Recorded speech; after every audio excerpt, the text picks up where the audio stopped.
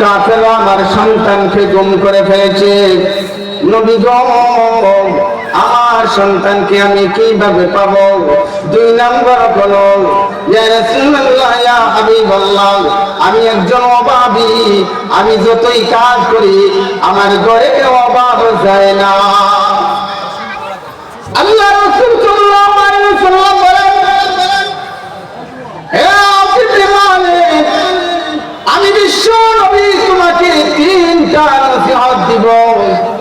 এই 3টা নসিহত যদি তুমি পালন করিতে পারো, আমি বিশ্ব নবী তোমাকে কথা দিলাম, আল্লাহ খুব দ্রুত তোমার সন্তানকে তোমার কুলে ফিরিয়ে দিবে।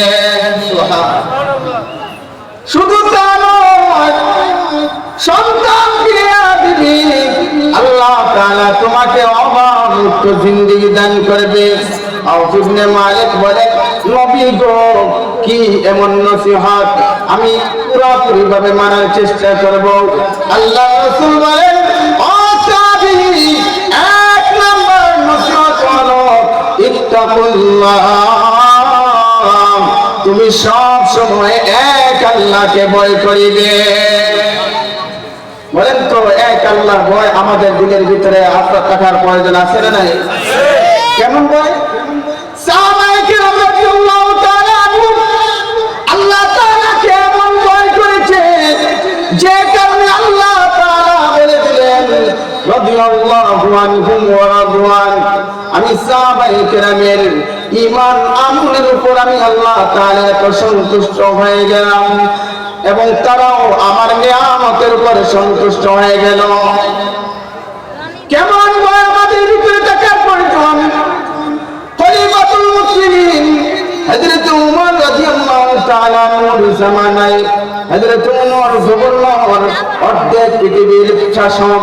তিনি মনে মনে ভাবেন, আমার রাষ্ট্রের ভিতরে যারা আছে সাধারণ মানুষ, যাদের ভিতরে কোরআন হাদিসের জ্ঞান আছে, তারা তো কোরআন হাদিস পড়ে পড়ে আল্লাহর বইয়ের কথাগুলো শুনতে পাইবে, কিন্তু সাধারণ মানুষ যারা আছে তারা আল্লাহ তাআলাকে কি পরিমাণ নির্ভর করে পরীক্ষা করে নেওয়ার প্রয়োজন। হযরত ওমর রাদিয়াল্লাহু দূর থেকে বহু দূরে একটা জঙ্গলার পাশ দিয়ে হাঁটতেছেন, এমন সময় তাকিয়ে দেখেন একটা জঙ্গলার 2টা পাহাড়ের মাঝখানে একটা রাখাল কিছু বকরি চড়াইতে আছে। আল্লাহ নবী কারীম হযরত ওমর ডাক দিয়ে বলেন, হে রাখাল, আমি একজন পথিক, আমি একজন মুসাফির, আমার সাথে কিছু খাবার ছিল, সব শেষ হয়ে গেছে, তোমার দেখতেছি অনেকগুলা বকরি আছে, তুমি যদি আমাকে একটা বকরির দুধ গ্রহণ করাও, আমি মেহমান খুশি হয়ে তোমার জন্য দোয়া করিব। আল্লাহ তাআলার কাছে মেহমানের মেহমানদারি করার সব অনেক বেশি। রাখাল ডাক দিয়ে বলে, পথিক ভাইরা, পথিক ভাই শুনেন, হে আল্লাহর বান্দা শুনেন, আপনার মতন একজন মেহমানের মেহমানদারি যদি আমি করতে পারতাম, কতই না আনন্দিত হতে পারতাম। আপনি যে এতগুলা বকরি দেখিতেছেন, এই বকরিগুলা আমার নয়, যদি আমার হতো তাহলে অবশ্যই আমি মেহমানদারি করাইতাম। হযরত ওমর বলেন, তোমার বকরি নয়, তুমি যদি শত শত বকরির পাল থেকে যদি একটা বকরির দুধ গ্রহণ করে আমাকে খাওয়াও, তোমার মালিক কোনো কিছু বলবে না। কয়, মালিক কোনো কিছু বলবে না ঠিকই, কিন্তু মালিকের অনুমতি আমার কাছে নাই। মালিকের অনুমতি নাই যে কোনো পথিককে, কোনো মুসাফিরকে দুধ পান করানোর জন্য। তো আমাদের দেশে দেখবেন সরাসরি যখন কাজ হয় না, কিছু আপনার টেবিলের নিচ দিয়ে দিলে অটোমেটিক কাজ হয়ে যায়। হযরত ওমর রাদিয়াল্লাহু তাআলা পরীক্ষা করার জন্য বললেন, তাহলে ঠিক আছে, শোনো, তোমাকে আমি কিছু টাকা দিয়ে দিই, এতে তুমি টাকার মালিক হয়ে যাবে আর আমি বকরির মালিক হয়ে যাব। আমি আমার বকরির দুধ গ্রহণ করে আমি নিজেই পান করিব, তাহলে আর কোনো সমস্যা হবে না। তাহলে আমার মালিককে কি বলবো? মালিককে গিয়ে বলবে, বনের বাঘ এসে, জঙ্গলার বাঘ এসে একটা বকরি খেয়ে পড়েছে, মালিক এই কথা বিশ্বাস করবে? লোকটা এমনি করে বড় বড় চক্ষু করে চেহারাটা লাল হয়ে গেল। এ প্রতীক দেখতে তো অনেক মোটা, মনে হয় বিচক্ষণ বুদ্ধিমান, কিন্তু তোমার মতন ব্যাকুল আমি এই পৃথিবীর জমিনে কখনো পাই নাই। হ্যাঁ মুস্তাফির, শুনে রাখো, দুনিয়ার জমিনে আমার মালিককে ধোঁকা দেওয়া সম্ভব। কিয়ামতের ময়দানে আল্লাহ তাআলা যখন আমাকে বলবেন বকরির বিষয়ে, সেই দিন আমি মহান আল্লাহকে কি জবাব দেব? হযরত ওমর এই লোকের কথাটা শুনে তিনি বলেন, তুই আমারে চিনছো? কয়, না, আমি তো আপনাকে চিনি না। কয়, আমি হইলাম ওমর ইবনে খাত্তাব। একটা শাসকের সামনে যদি একজন সাধারণ মানুষ এমন কথা বলে আর পরিচয় লাভ করে, তার অবস্থাটা কি হতে পারে?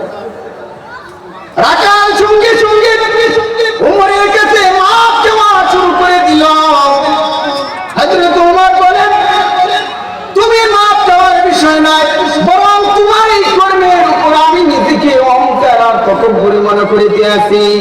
আমার দেশের একটা রাজনীতি যদি এমন ঈমান হয়ে থাকে, আমার দেশের মানুষকে পরিচালনা করার জন্য পুলিশ বিডিআর বাহিনী দুনিয়ার কোন প্রশাসনের প্রয়োজন নাই। যার ভিতরে আল্লাহর ভয় আছে, তার পাহারা দেওয়ার জন্য দুনিয়ার কোন মানুষ নিয়োগ দেওয়ার প্রয়োজন নাই। আল্লাহর ভয় যদি মানুষের ভিতরে থাকে, তাহলে কখনো চুরি করতে পারে না। আল্লাহর ভয় যদি থাকে, সুদ খাইতে পারে না। আল্লাহর ভয় যদি থাকে, ঘুষ খাইতে পারে না। জিনা, ব্যভিচার, মানুষের প্রতি অন্যায়, অবিচার, জুলুম কোনো কিছুই সম্ভব না মানুষের ভিতরে যদি আল্লাহর ভয় থাকে। আল্লাহ নবী বলেন, হে ইবনে মালিক, আমি এক নাম্বার নসিহত তোমাকে করিতেছি, ইত্তাকুল্লাহ, আল্লাহকে তুমি ভয় করবে। দুই নাম্বার, ওয়াসবির, ইবনে মালিক রে, সর্ব অবস্থায় যত ধরনের বিপদ আপদ আসুক না কেন, সর্ব অবস্থায় তুমি ধৈর্য ধারণ করিবে। ইন্নাল্লাহা মা'আস সাবিরিন, আল্লাহ ধৈর্যশীলদের সাথে আছে। আল্লাহ তাআলা কোরআনে কারীমের এক আয়াতের ভিতরে বলেন, ওয়ালা নাবলুওয়ান্নাকুম বিশাইইন মিনাল খাউফি ওয়াল জু'i ওয়া নাকসিম মিনাল আমওয়ালি ওয়াল আনফুসি ওয়াস সামারাত ওয়া বাশশিরিস সাবিরিন। আল্লাহ বলেন, আমি দুনিয়ার জমিনে তোমাদের বিভিন্ন বস্তুর মাধ্যমে তোমাদেরকে পরীক্ষা দিব। কখনো আওলাদ দিয়ে পরীক্ষা নিব, আওলাদ চিনাই নিয়ে পরীক্ষা নিব, মাল দিয়ে পরীক্ষা নিব, মালকে চিনাই নিয়ে তোমাকে পরীক্ষা নিব, কখনো দেশের প্রধান বানাইব, কখনো অপদস্থ করে তোমাকে পরীক্ষা নিব। সর্ব আলোতে আল্লাহ রাসূল বলেন, ওয়াসবির মালে ওয়াসবির, সর্ব অবস্থায় ধৈর্য ধারণ করবে। তাহলে কয়টা সবক পেলাম? এক নাম্বার, সর্ব অবস্থায় আমাদের অন্তরে আল্লাহর ভয় থাকতে হবে। দুই নাম্বার হলো ধৈর্য ধারণ করতে হবে। যত ধরনের মুসিবত আসুক, সর্ব অবস্থায় ভালো মন্দ সব আল্লাহর পক্ষ থেকে, এই কথার উপরে একই করে আপনি অফ থাকেন আর আল্লাহর দরবারে চাইতে থাকেন। আল্লাহ রাসূল বলেন, ইবনে মালিক, তিন নাম্বার, আমি বিশ্বনবী তোমাকে এমন একটা তাসবিহ বলে দিতেছি, যে তাসবিহর পাওয়ার অনেক বেশি। তাসবিহটা হলো আকসিরুল কওলু লা হাওলা ওয়ালা কুওয়াতা ইল্লা বিল্লাহিল আলিয়্যিল আযীম।